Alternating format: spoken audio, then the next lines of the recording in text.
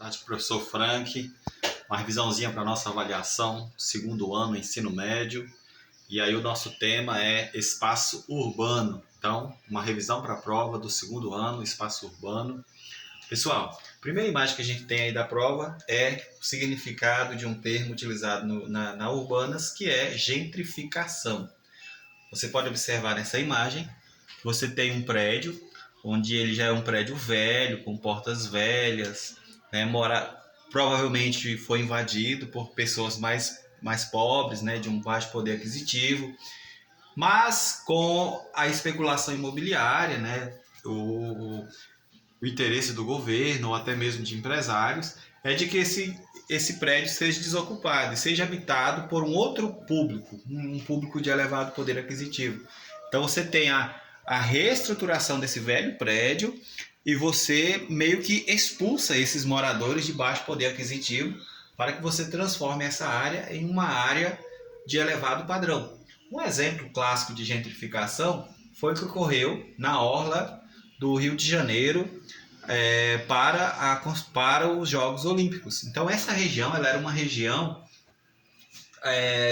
região habitada por pessoas pobres, e essas pessoas foram obrigadas a deixar essa região, né? Aqui tinham prédios, casarões antigos, e nessa região aqui, quando foi ter os Jogos Olímpicos, eles foram todos retirados dessa região, modernizou-se toda essa área. Você nota aqui a presença de um metrô.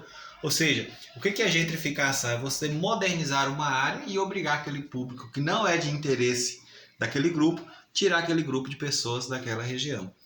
Aqui na imagem nós temos a favela de Paraisópolis e temos ao lado uma região de prédios, né? Uma região de elevado padrão aquisitivo. Então esse é um exemplo do que seria a chamada desigualdade social. O Brasil ele é um país onde existe uma elevada concentração de renda. Então as pessoas que têm um bom padrão de vida geralmente vão habitar esses prédios com elevada infraestrutura e vão viver vizinhos a esses marginais. Que seriam o que esses marginais? Essas pessoas que estão às margens do desenvolvimento. Vão viver em favelas, que são espaços que não têm infraestrutura de saneamento, não têm asfalto, habitações precárias, violência. Ou seja, as favelas serão os espaços que vão abrigar as populações mais pobres, justamente por causa da chamada especulação imobiliária. Retornando lá ao slide, o que é a especulação imobiliária? Ou seja, como essa é uma área de favela, provavelmente esses lotes aqui vão ser mais baratos. Por isso que as populações pobres vão conseguir morar nas favelas. Já ao mesmo tempo, as populações mais ricas não conseguirão, as populações mais pobres não sobreviverão em espaços com melhor infraestrutura, isso nas grandes cidades. Aqui nós vemos uma imagem, uma espécie de uma charge, onde você nota um trabalhador com uma máquina e os operários sendo expulsos. Então esse é o exemplo do que ocorreu nos anos 60 no Brasil, é o que chamamos de êxodo rural. Então, com a intensa mecanização do campo nos anos 60, ou seja, a chegada das máquinas, isso obrigou os trabalhadores que viviam no campo, né, geralmente trabalhadores braçais, de pouca escolaridade, eles foram obrigados a migrar para as cidades. Então, os anos 60 vão ser marcados pelo êxodo rural. O que é o êxodo rural? É a mecanização do campo e as pessoas tendo que migrar do campo para a cidade. Aqui você nota uma imagem de um casal com uma mala, né? Ou seja, migrando do campo para a cidade. Então esse é o processo que ocorreu no Brasil nos anos 60, o chamado êxodo rural. Aqui nós temos a chamada hierarquia urbana. Professor, o que é hierarquia urbana? É a relação, né, de dependência que as cidades têm umas com as outras. Até comentei com vocês na relação, por exemplo, que Goiânia, por ser a nossa metrópole, ela está no topo da hierarquia, porque ela consegue produzir maior serviços, mais tecnologias. Então, por ser uma cidade com grande prestação de serviços e por ser uma metrópole, ela está no topo da hierarquia urbana. Uma característica interessante é que se você pegar antes dos anos, quando você pega, por exemplo, anos 60, até antes mesmo, você vai notar que as cidades menores elas não tinham influência sobre as menores. E isso ocorria por quê? Porque o sistema hierárquico ele era ele era meio que travado, ele era parado. As pessoas que moravam nas cidades pequenas ficavam isolados das informações ou dos meios tecnológicos. Com a chegada da internet, o novo sistema hierárquico ele é flexível, principalmente por causa dos telefones, por causa dos meios de transportes. Então isso favorece, por exemplo, você pode ter uma grande partida de futebol sendo transmitida a partir do interior. Você pode ter um prestador de serviço que mora em uma cidade pequena ou até mesmo em uma floresta.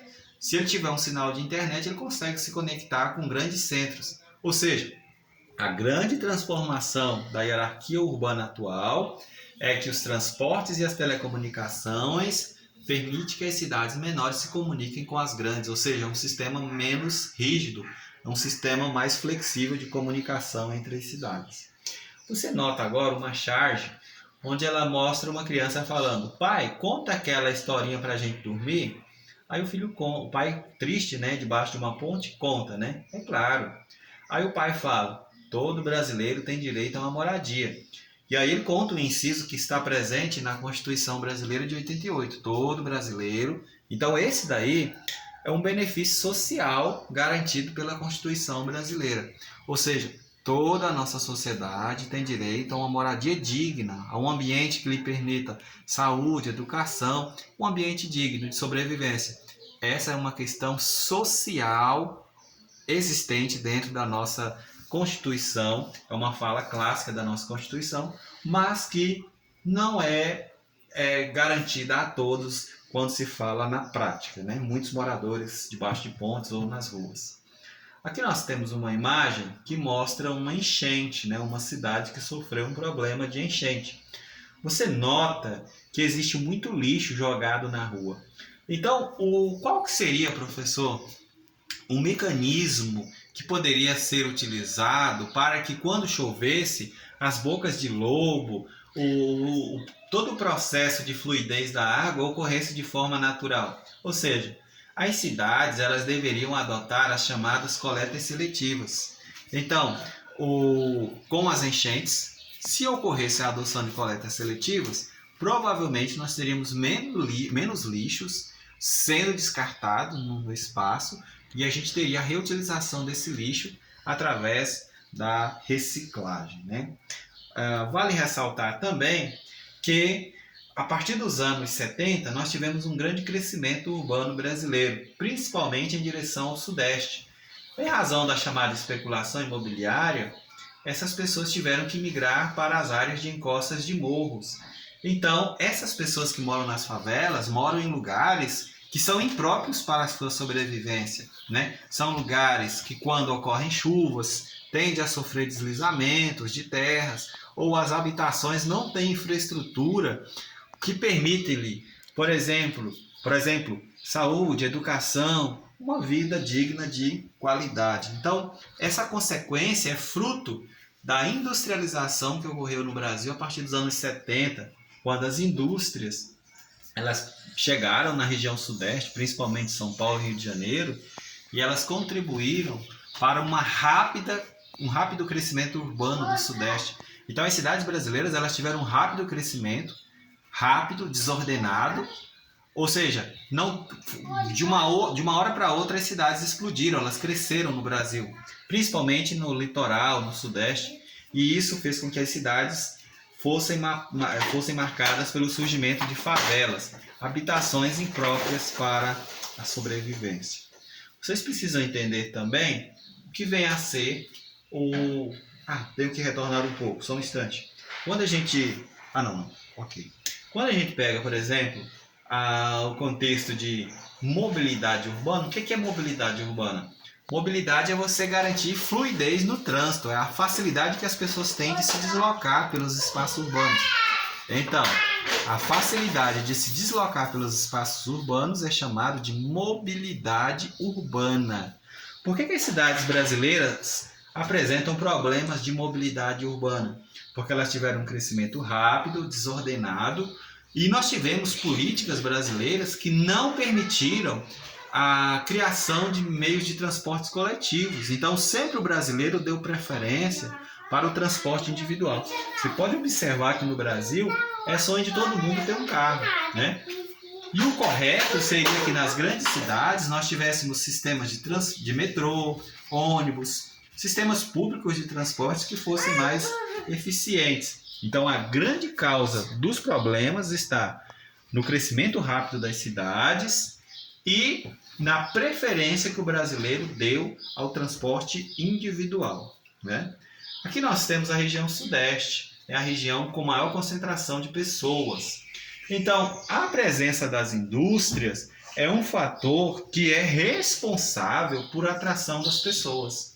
Então, nós temos nessa área uma atração de pessoas em busca de empregos, em busca de oportunidades. E aí a gente tem, por exemplo, São Paulo e Rio de Janeiro, que são as grandes metrópoles brasileiras, onde as pessoas migram principalmente em busca de oportunidades. E esse processo ele se deu principalmente a partir dos anos 80, com o desenvolvimento industrial da região sudeste, né? Aqui agora nós temos uma imagem da chamada especulação imobiliária. O que é especulação? Posso citar como exemplo, posso dizer a vocês o seguinte, olha, vamos construir um grande shopping em Niquelândia. Então, se eu digo para vocês que nós vamos construir um grande shopping em uma certa área, da noite para o dia, essa área vai valorizar o terreno. E aí, essa chamada especulação faz com que as pessoas pobres não consigam morar nessas áreas de grande valorização comercial. E aí, essas pessoas vão ser obrigadas a morar nas áreas marginais, próximas a rios, próximas a encostas de morros. Ou seja, elas serão. A chamada especulação é o quê? A valorização de uma área que obriga as pessoas pobres a irem para uma área marginal, uma área próxima a morros ou uma área sem infraestrutura. Aqui agora lá na prova você vai ter que escrever quais que são as consequências da falta de saneamento básico nas cidades, né? A falta de água encanada, a falta de esgoto, né? Então ela pode ser uma das grandes causadoras de doenças em crianças, principalmente, né? Você tem, por exemplo, você pode colocar na sua prova que a cada R$1 investido em saneamento, você economiza 10 em saúde. Porque, por exemplo, se uma criança ou uma família vive em uma área onde se tem saneamento básico, você tem menor risco de proliferação de doenças, menor risco de diarreias, ou seja, você tende a permitir que aquelas pessoas sobrevivam com o melhor padrão de vida. Então, o saneamento básico ainda é um problema existente em grande parte de cidades brasileiras. Você tem, por exemplo, a região norte, quando você pega as cidades como Belém do Pará, são cidades onde o esgoto ainda se corre a céu aberto, permitindo assim que as crianças se contaminem, que muitos percam suas vidas por falta de saneamento básico. Olha, pessoal, essa foi a nossa revisão. Bom estudo. Espero que vocês assistam esse vídeo até o final. Um abraço.